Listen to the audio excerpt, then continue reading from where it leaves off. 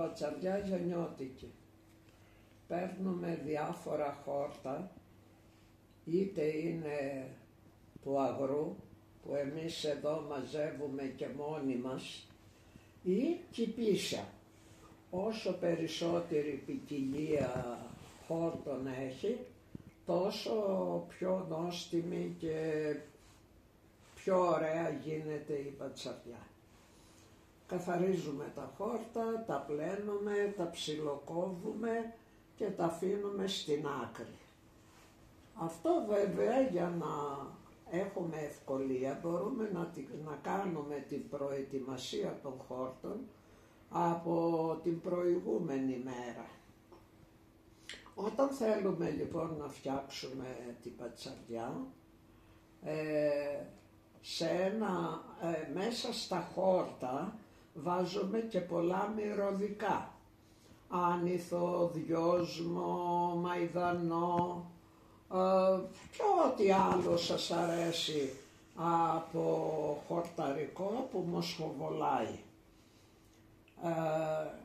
Μέσα στα χόρτα τρίβουμε ένα πράσο πλυμμένο, καθαρισμένο και το ψιλοκόβουμε.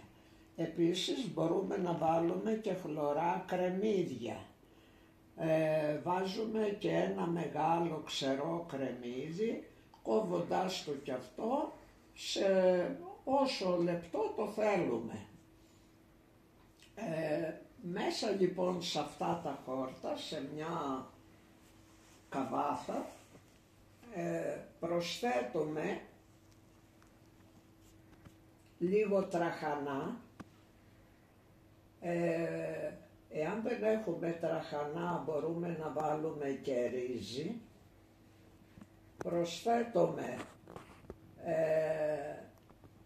λάδι, το ανάλογο λάδι, δεν ξέρω για να σας πω τώρα πόσο, κάθε ένας ανάλογα σε τι ταψί θα το φτιάξει.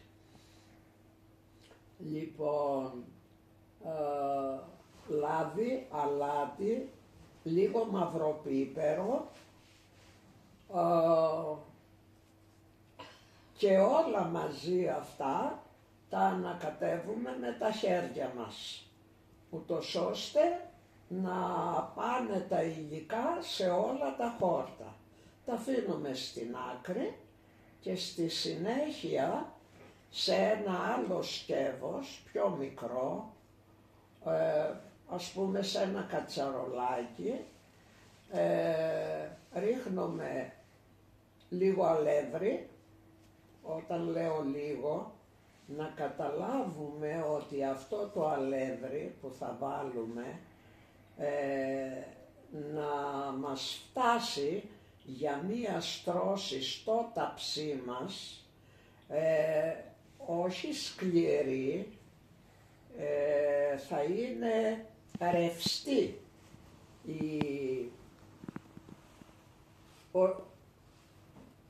Το αλεύρι που θα γίνει σαν χυλός θα είναι ρευστό, αλλά όχι τελείως νερένιο, ούτε όμως και σφιχτό. Δηλαδή πιάνοντας το σκεύος με λίγη βοήθεια με το χέρι να μπορέσουμε να το απλώσουμε σε όλη την επιφάνεια του ταψιού. Συγγνώμη για τα υλικά, ξέχασα να πω. Μέσα λοιπόν στο αλεύρι αυτό θα προσθέσουμε το ανάλογο αλάτι, όχι πολύ γιατί θα βάλουμε και τυρί. Θα βάλουμε λίγο αλάτι, χλιαρό νερό και γιαούρτι. Και πάλι ή θα βάλουμε, παράδειγμα, άμα είναι μεγάλο το ταψί, θα βάλουμε ένα γιαουρτάκι ατομικό, πως τρώμε ένα γιαούρτι. Θα βάλουμε ένα αυγό και χλιαρό νερό και λάδι. Γιατί πρέπει όλα αυτά τα υλικά να ανακατευτούν μαζί και να γίνει αυτός ο χυλός ο κάπως πιο σφιχτός, όχι πολύ αραιός. Και τότε θα το ρίξουμε στο ταψί.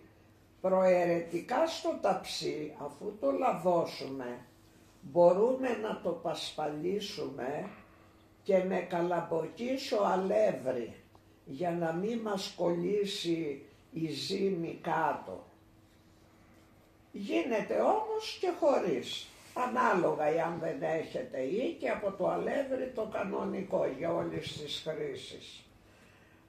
Λοιπόν, τα χόρτα, αφού τα έχουμε με όλα τα υλικά, τα ρίχνουμε στο ταψί και μάλλον από το χυλό αυτό που ρίξαμε στην αρχή στο ταψί, κρατάμε λίγο, είπαμε όλα αυτά βέβαια είναι ανάλογα με το ταψί και με το μάτι. Βλέπετε, εγώ είμαι και πολύ παραδοσιακή και πιο πολύ δουλεύω με το μάτι. Λοιπόν,